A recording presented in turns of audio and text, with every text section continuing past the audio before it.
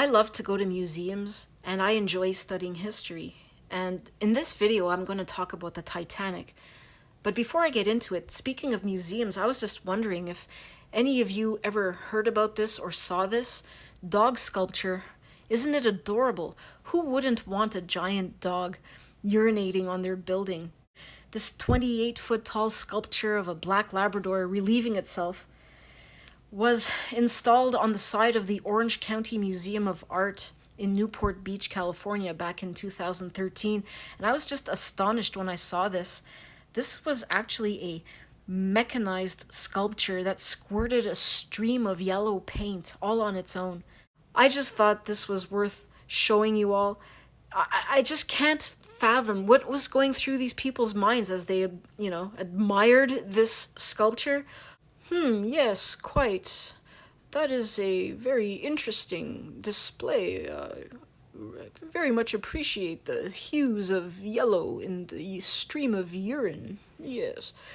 Anyway, getting back to the Titanic. There's a legend that as the RMS Titanic was sinking, the last tune that the band played was the hymn, "Nearer, My God, to Thee." Some survivors claimed that they heard this tune, while others disagreed. A complicating factor is that UK survivors would be familiar with a different version of the tune to survivors from the USA. Survivors from the USA and from the UK would have heard the same tune, but would have identified it differently. There are 3 main versions and 5 alternate versions of the same hymn. This is another example of how the same thing can be perceived in different lights according to your life experience, beliefs, education, culture, and so on. Some people look at a dog and see one of the most wonderful creatures in the world, with mystical and paranormal abilities.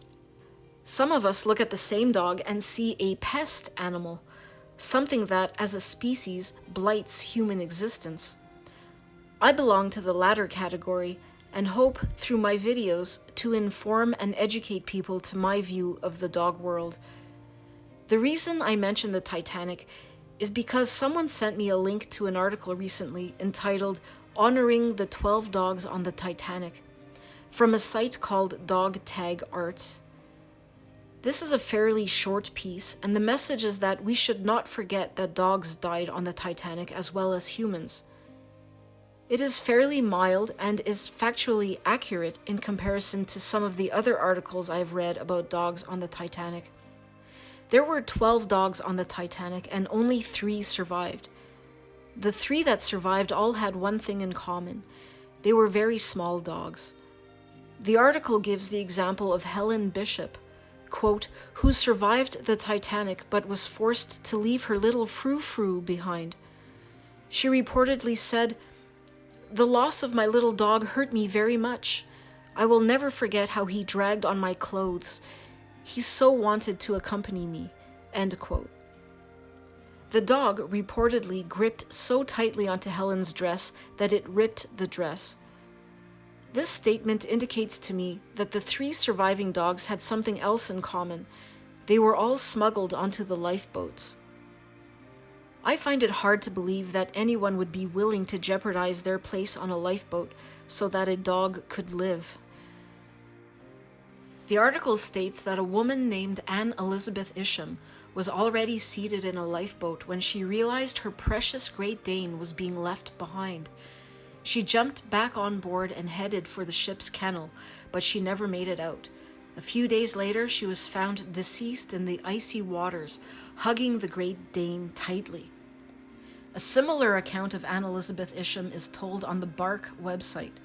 Quote, legend says that when Anne tried to evacuate with her Great Dane, she was told that he was too large. Anne refused to leave without him and got out of the lifeboat. When a recovery ship toured the wreckage days later, the crew spotted the body of a woman holding onto a large dog. It's assumed that the bodies recovered were that of Anne and her Great Dane, but the information is unverified. However, whoever the woman and dog were, one thing is for sure, they were there for each other until the very end. End quote. There are other similar accounts of Anne Elizabeth Isham, more commonly known as Lizzie, not Anne, on other dog sites. Why let facts get in the way of an emotional story? The interesting thing about the number 12 is that the number is agreed upon on many sites, but the composition of the dogs varies.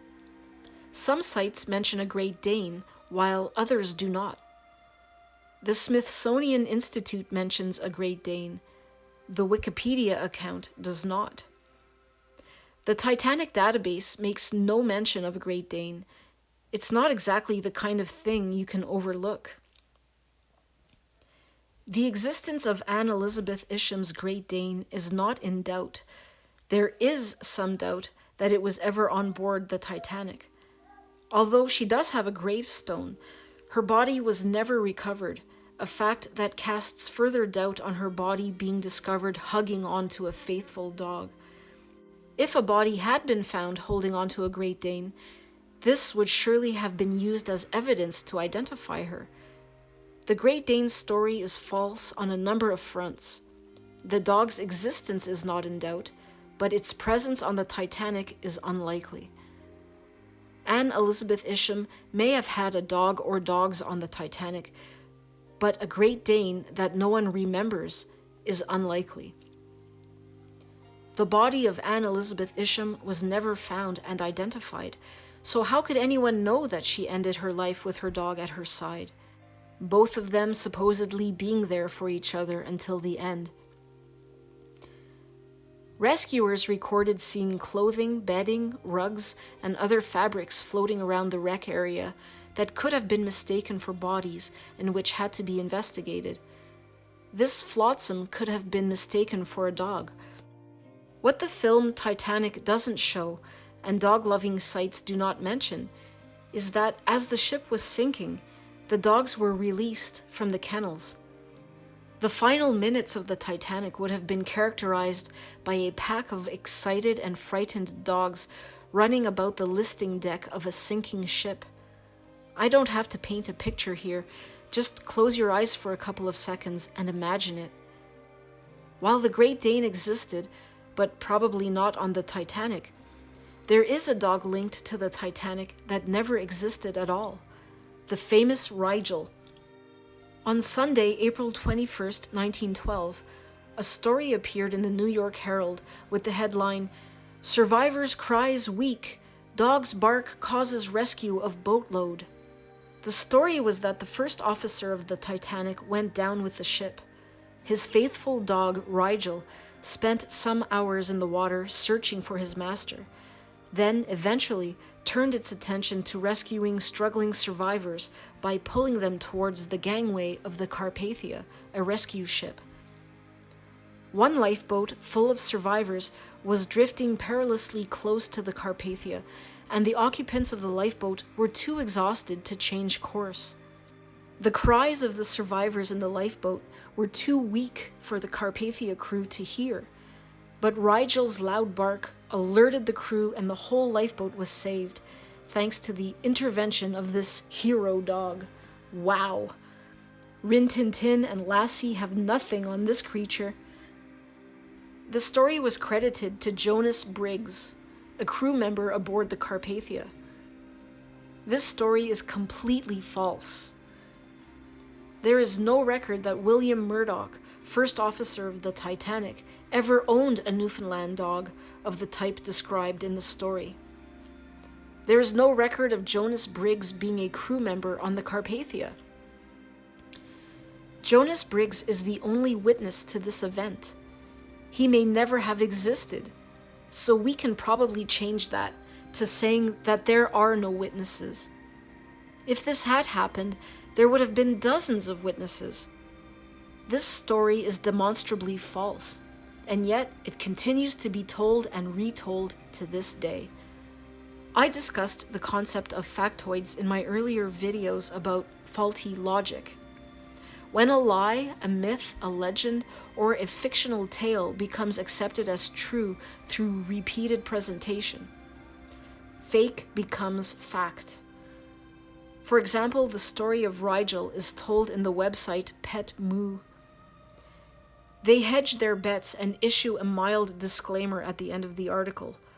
Quote, "Despite this has never been entirely verified, it was common at that time to take Newfoundland dogs on board owing to their water rescue abilities."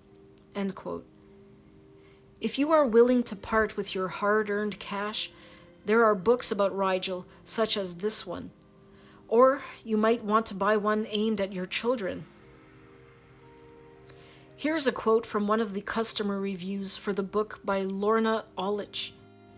"If you know, and of course, love Newfoundland dogs, whether this story is true or not, does not matter. What matters is the more people, particularly parents and kids, who hear or come into contact with Noofs, the better for the parents and kids, and the Noofs. Whether the story is true or not does matter. It does matter if you tell lies to your children about the nature of an animal that can pose a danger to them and threaten their very existence. It does matter that we live in a world of factoids and fake information. Truth does matter. Morality does matter. 1,496 people are believed to have died in the Titanic tragedy, using their deaths to cynically promote the veneration of one particular species of mammal is morally reprehensible. Inventing or supporting lies about a historical tragedy to support false beliefs about dogs is ethically despicable. Talking about how the Titanic story is hijacked to promote the wonder of dogs is important. We see dog-loving extremists use the same types of arguments every day. The lie of the pit bull being a nanny dog is so overworked that it has now become a joke. These articles about the Titanic also tell us a lot about the belief in dog exceptionalism.